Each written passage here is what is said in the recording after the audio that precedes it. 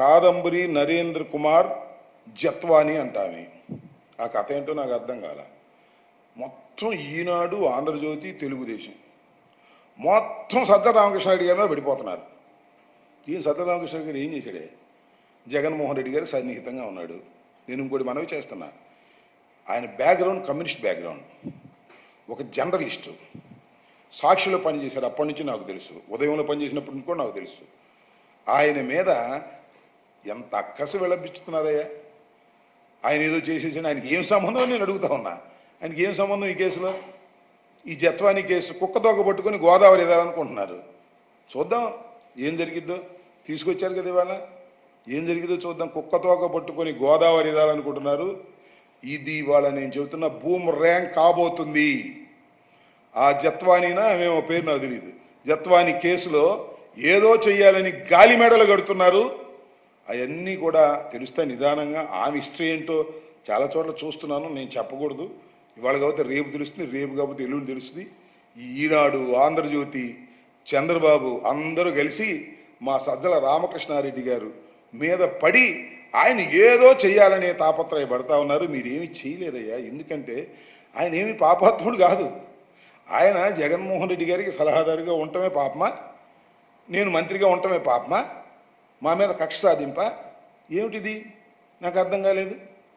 చాలా దుర్మార్గమైన ఆలోచన చేస్తున్నారు. ఈ దుర్మార్గమైన ఆలోచనలు ఇవాళ బాగానే ఉండొచ్చు, టీవీల్లో బ్రహ్మాండంగా వేస్తున్నారు. కాబట్టి ఏంటో ఏం జరిగిపోతుందో, కొత్తగా ఉంది, బ్రహ్మాండంగా ఉంది, సెన్సేషనల్గా ఉంది అనుకోవచ్చు.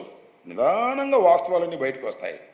ఎవరేంటో, ఆమె పేరేంటి జత్వాని ఏంటో, ఆమె కథ ఏంటో, ఆమె పూర్వపరాలు ఏంటో, ఆమె ఇంతకుముందు ఏం చేసిందో ఇవన్నీ బయటకు వస్తాయి కదా.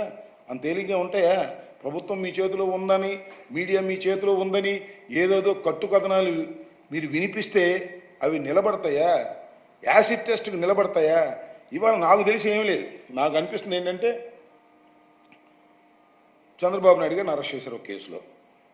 అమ్మ, చంద్రబాబు నాయుడు గారిని అరెస్ట్ చేయటమా? అరెస్ట్ చేసిన అధికారులు అందరి మీద వీళ్ళకి కక్ష తీర్చుకుందాం. ఇదేగా చట్ట ప్రకారం పోయారు వాళ్ళు. నువ్వు ఏం చేసావు? నువ్వు స్కామ్కు పాల్పడ్డావు. ఆ స్కామ్లో నిన్ను అరెస్ట్ చేశారు. అది చట్ట ప్రకారం చేసినటువంటి అరెస్టు. అరెస్ట్ చేయడానికి ఉన్నటువంటి అధికారుల మీద, అరెస్ట్ చేయడానికి దోహదం చేసినటువంటి అధికారుల మీద, వారందరి మీద కక్ష తీర్చుకోవాలనేటువంటి ఆలోచన నేను చాలా చిత్రంగా చూస్తున్నానయ్యా. ఐపీఎస్లు కాదంట, వైసీపీఎస్లు అంట. ఏందో మరి ఐపీఎస్లు, ఐఏఎస్లు వాళ్ళని కూడా ఒక పెద్ద డివైడ్ చేసి పారేశాడు. జగన్మోహన్ రెడ్డి గారి కాలంలో ఎవరైతే జగన్మోహన్ రెడ్డి గారి దగ్గర పరిపాలనలో ఉన్నారో వాళ్ళందరూ కూడా వైసీపీ వాళ్ళు అంట. వాళ్ళు ఎట్లా వైసీపీలో అవుతారు? ఏ పార్టీ ఉంటే ఆ పార్టీ ప్రకారం, వాళ్ళ ఆదేశాల ప్రకారం, చట్ట ప్రకారంగా పనిచేసేటటువంటి వ్యక్తులే. వాళ్ళందరి మీద కక్ష తీర్చుకోవడానికి ఏదో కుక్కతోక పట్టుకొని గోదావరి ఇదే కార్యక్రమం చేస్తున్నారు. పోలీస్ ఆఫీసును దీనిలో టార్గెట్ చేసే కార్యక్రమం చేస్తున్నారు. మా సజ్జల రామకృష్ణారెడ్డి గారిని టార్గెట్ చేసే ప్రయత్నం చేస్తున్నారు. ఇలాంటి ఉడత ఊపులకి ఏం భయపడమని కూడా ఈ సందర్భంగా నేను చెప్పదలుచుకున్నాను.